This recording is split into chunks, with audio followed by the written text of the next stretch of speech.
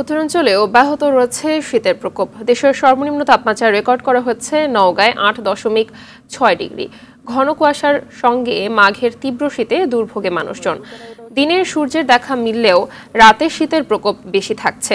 উত্তরের জেলা পঞ্চগড়ে ঘন কুয়াশা আর উত্তরের হিমেল বাতাসে বিপর্যস্ত জনজীবন। জেলায় সর্বনিম্ন তাপমাত্রা রেকর্ড করা হয়েছে 10.৫ ডিগ্রি। গেল দুদিন থেকে শৈত্যপ্রবাহ বয়ে যাচ্ছে দিনাজপুরে। শীতের তীব্রতা বাড়ায় সন্ধ্যা নামলেই জনশূন্য হয়ে পড়ছে সড়ক ও হাটবাজারগুলো। হিলিতে একদিনের ব্যবধানে কিছুটা তাপমাত্রা বাড়লেও কমেনি শীত।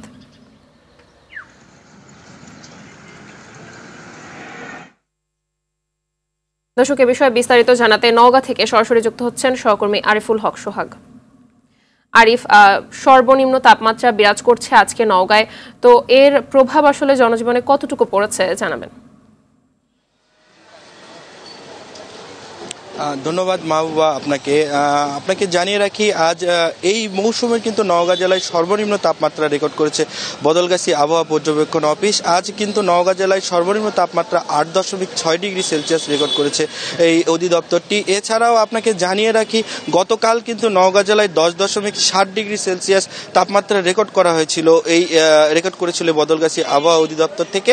তো আপনাদের যদি একটু দেখানোর চেষ্টা করি যে এই তীব্র শীতের মধ্যে কিন্তু যারা সাধারণ মানুষ রয়েছেন তারা কিন্তু আসলে একটু রোদের জন্য বা একটু গরম হওয়ার জন্য কিন্তু তারা রোদে এসে বসছেন এবং তারা একটু গরম অনুভূত হওয়ার জন্য কিন্তু তারা একটু রোদে এসে কিন্তু তাদের গা আমলিয়ে দিচ্ছেন। তো আপনাকে জানিয়ে রাখি, এই তীব্র শীতটা কিন্তু নওগাঁ জেলায় রাতে এবং খুব সকালের দিকে কিন্তু বেশ পড়ছে। সকালের দিকে তীব্র শীত হওয়ার কারণে কিন্তু যারা কৃষক রয়েছেন, সাধারণ যারা ধান চাষি রয়েছেন, এরা কিন্তু একটু বিপাকে পড়ছেন এবং সকালে কুয়াশা থাকার কারণে যে কুয়াশা পড়ছে সেই কুয়াশার ফলে কিন্তু যে বীজতলাগুলো তৈরি হয়েছে বা যারা মাঠে ধান লাগাচ্ছেন তাদের কিন্তু বেশ বেগ পেতে হচ্ছে এবং বীজতলা নষ্ট হয়ে যাওয়ারও কিন্তু তারা আশঙ্কা করছেন। আপনাকে জানিয়ে রাখি, নওগাঁ জেলায় কিন্তু আজ 9:20 পর থেকে কিন্তু রোদ উঠেছে এবং এই রোদ ওঠার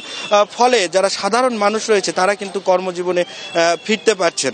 তো এই ছিল নওগাঁ থেকে আমার কাছে শীত নিয়ে সর্বশেষ। মাহবুবা, ধন্যবাদ আপনাকে।